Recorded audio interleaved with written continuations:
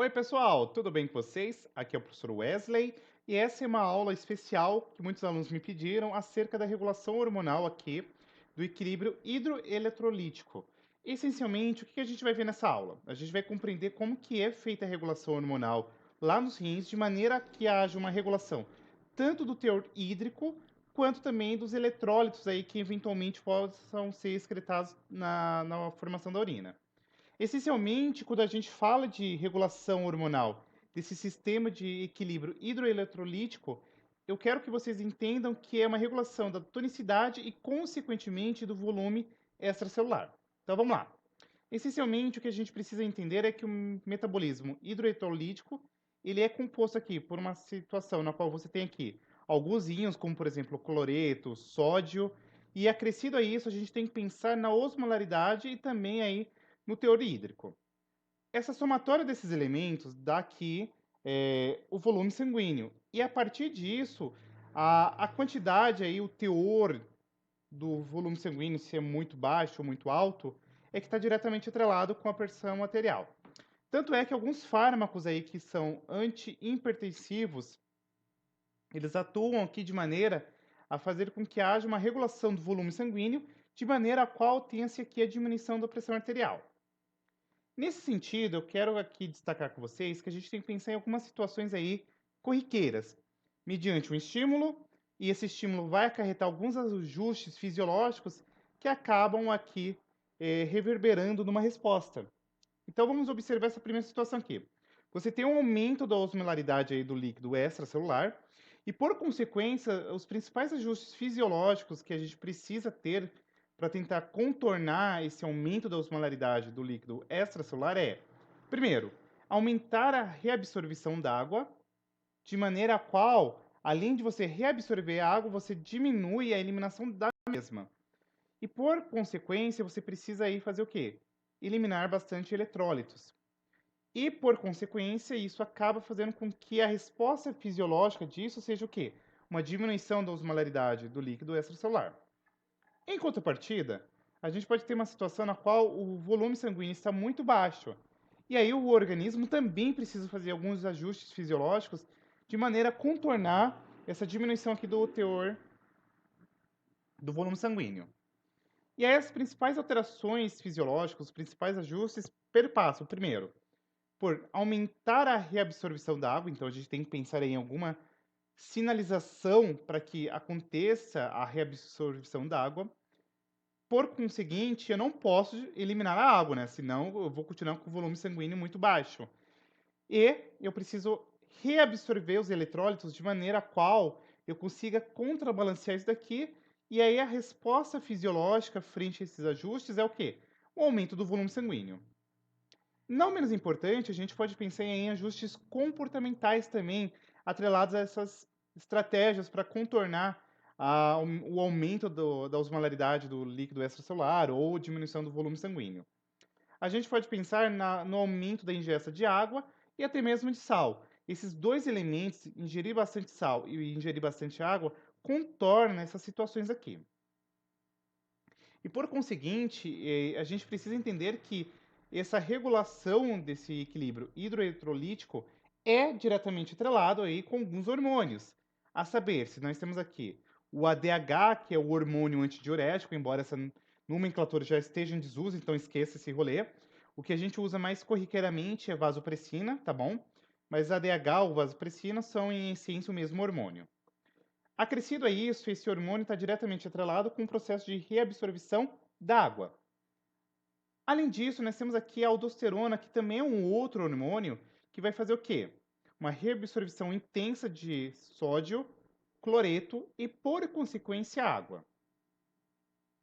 E por fim, a gente ainda pode pensar aqui num outro hormônio, que é o peptídeo atrial natriurético, que é o ANP, que é produzido lá no coração, e a ocitocina.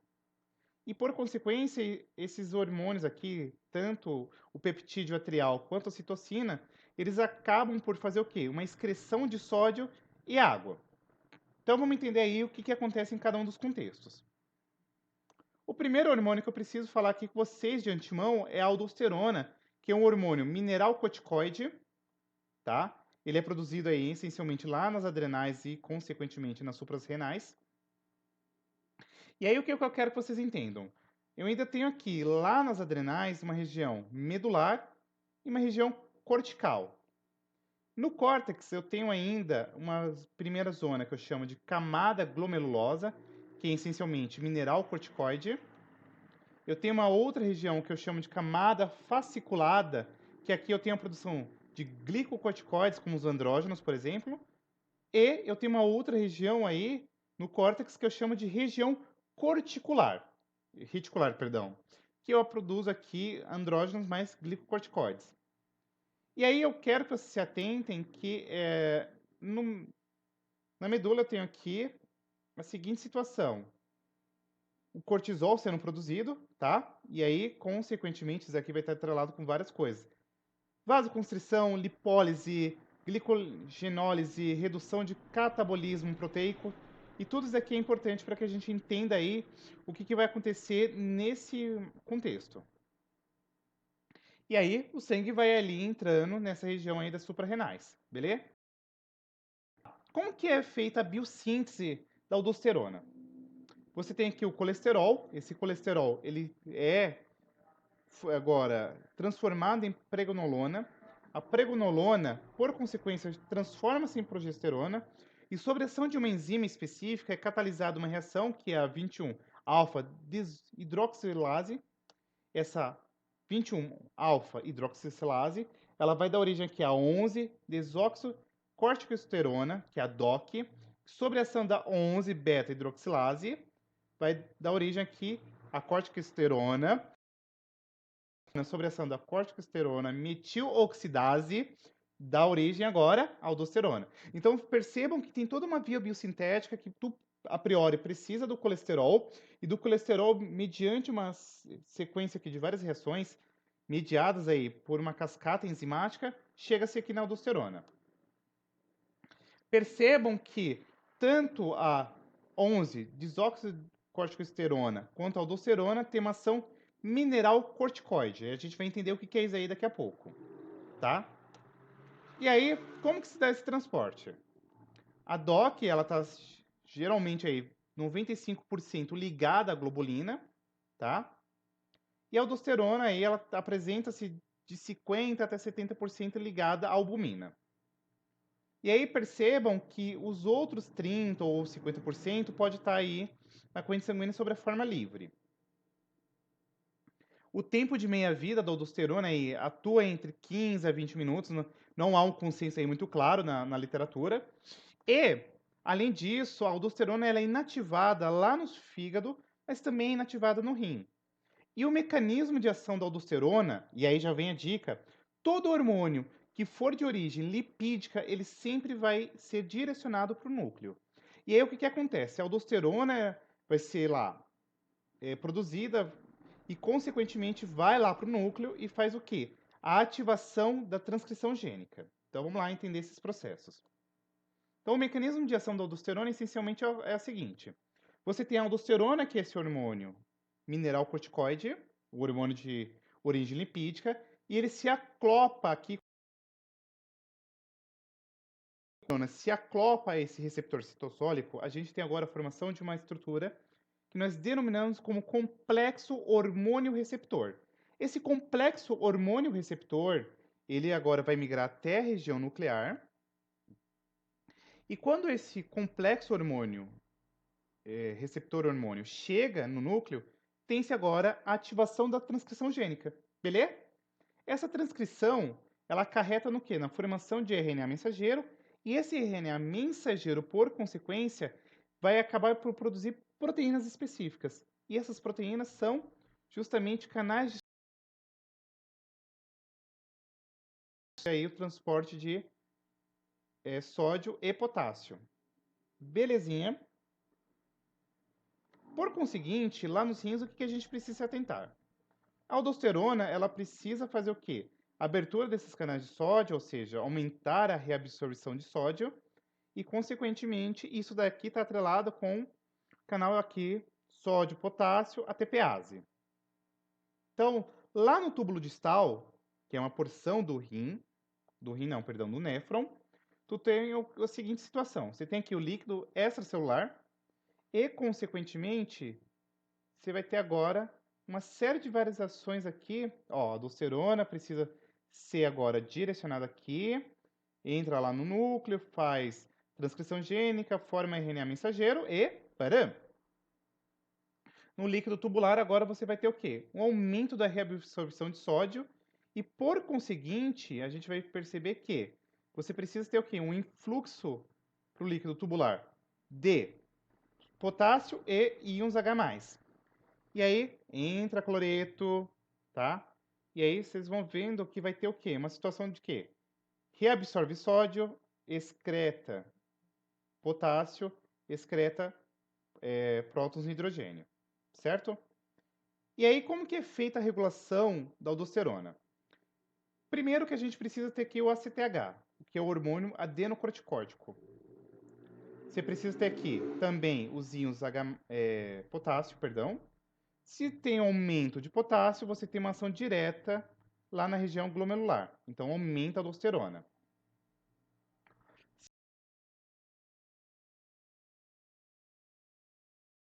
O sódio também tem uma ação aqui direta na zona glomerular, mas não é bem especificado. A gente não sabe aí como que acontece. Mas, por conseguinte, tem ação.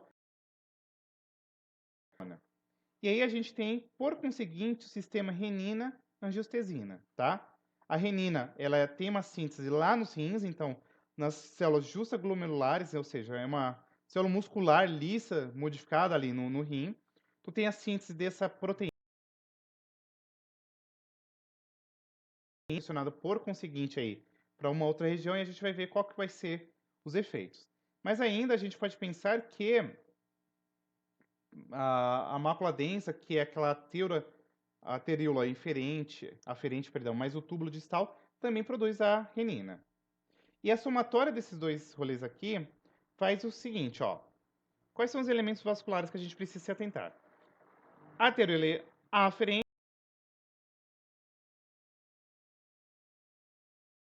A ideia é que você precisa entender que é justamente aqui nas células justoglomerulares que você tem a produção de quem? Ó,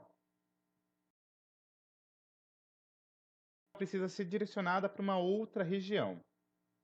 Então vamos lá. Como que funciona o sistema renina-angiotensina?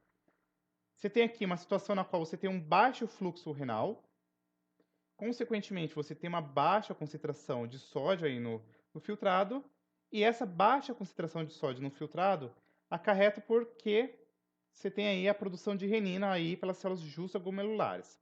A renina, ela precisa agora ser levada até o fígado, na qual ela vai fazer com que o angiostensinogênio seja agora convertido em angiotensina 1, que é uma proteína aí que tem cerca de 10 aminoácidos, e a angiotensina 1, sobre a ação da enzima conversora de angiotensina, que é a ECA, presente lá nos pulmões, transforma agora a angiotensina 1 em angiotensina do tipo 2. A angiotensina do tipo 2 tem cerca de 8 aminoácidos.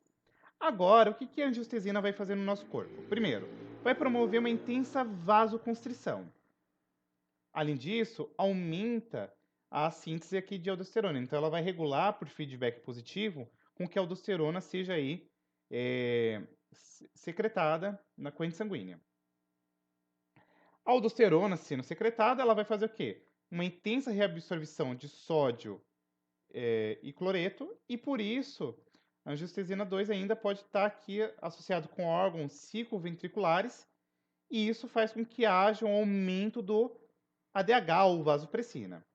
E por conseguinte, esse aumento do ADH ou da vasopressina vai fazer com que haja expressão aqui na região aí dos néfrons das proteínas que a gente chama de aquaporinas. Pode ser do tipo 1 ou do tipo 2.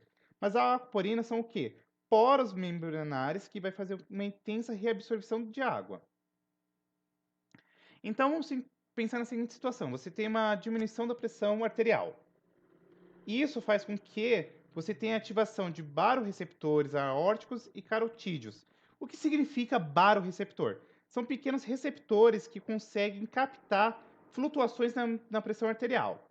Esses baroreceptores aórticos e carotídeos, que são presentes aí no coração, vão fazer o quê? Uma ativação sináptica. Essa ativação sináptica faz com que agora você tenha uma diminuição no fluxo renal e, por conseguinte, você tenha um aumento da renina. Esse aumento da renina acarreta no quê? Na angiotensina 2 sendo formada, né? Através do sistema renina-angiotensina. E a angiotensina 2 acarreta na vasoconstrição. Essa vasoconstrição, por sua vez, acarreta no aumento da aldosterona. Por isso que a gente chama de sistema renina, angiotensina, aldosterona. A aldosterona aumentando, tu tem agora o quê? Uma reabsorção de sódio e cloreto. E isso daqui acarreta no quê? Que agora órgãos cicloventriculares acarreta no aumento da expressão de vasopressina, e a vasopressina aumenta o quê? A reabsorção de água, tá? E toda essa somatória de elementos aqui acarreta no aumento da pressão arterial. Então percebam que esse processo de regulação da pressão arterial é muito refinado, é muito bonito, tá? Além disso, a gente pode pensar aqui no peptídeo natriurético atrial, ou também chamado de PNA. Onde que ele é produzido? Lá nos miócitos atriais, ou seja, na porção do átrio, e também tem aqui uma porção aí associada ao sistema nervoso central. Por conseguinte, o peptídeo natriurético atrial os tecidos de maneira a qual a gente vai perceber que a secreção dele se dá quando você tem um aumento da volemia, e aí, consequentemente, se você tem um intenso volume sanguíneo, isso acarreta por quê? Por sinalizar o quê? Um intenso retorno venoso, e esse intenso retorno venoso, perdão, acaba por fazer um estiramento. Esse estiramento atrial acaba por fazer o quê? Um aumento na secreção, na síntese do peptídeo natriurético natural, e isso vai acarretar em algumas ações. Lá no sistema nervoso central, na hipófise, nas adrenais, nos vasos e nos rins. De maneira a qual você vai ter uma situação de regulação dessa hiperosmolaridade, tá? E isso acaba, por conseguinte, por regular esse volume sanguíneo. Não menos importante, o peptídeo natriurético atrial, vocês precisam saber que o mecanismo de ação dele se dá da seguinte maneira. Você tem aqui o peptídeo natriurético atrial ligado a um receptor, e essa complexação hormônio-receptor acarreta no quê?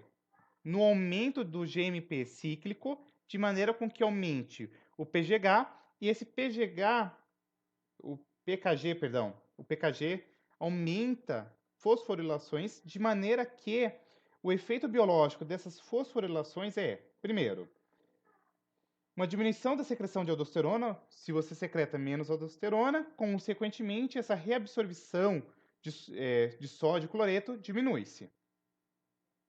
Por conseguinte, você tem uma diminuição da síntese de renina, de ADH, de ACTH e, consequentemente, essa ingestão aí, reabsorção de sal e água. E isso, além disso, precisa ser associado com a diurese, ou seja, um efeito de urinar bastante, e a natriurese aí, que é essa situação que vai regular todo esse processo, tá bom? O peptídeo natriurético atrial ainda pode estar associado com a ocitocina, tá? Então, a ocitocina, ela consegue coestimular a maneira com qual você tem aqui esse efeito natriurético, por exemplo, em roedores. No homem, não é muito bem aí descrito, tá? Mas pode ter uma situação envolvida com a hiposmolaridade. E a literatura consultada, essencialmente, foi o Ayres, Fisiologia, e o Sivanton, tá? Recomendo o Guyton, mas o Sivanton e o Ayres está mais... o Margarida Ayres está muito mais didático, tá bom? É isso. Beijão e até a próxima. Espero que tenha ficado claro a aula, tá? Tentei resumir o máximo possível aí da sinalização hormonal e como que se dá a regulação. Se você puder curtir, compartilhar, se inscrever, ativar o sininho de notificações, agradeço. Beleza? Fui!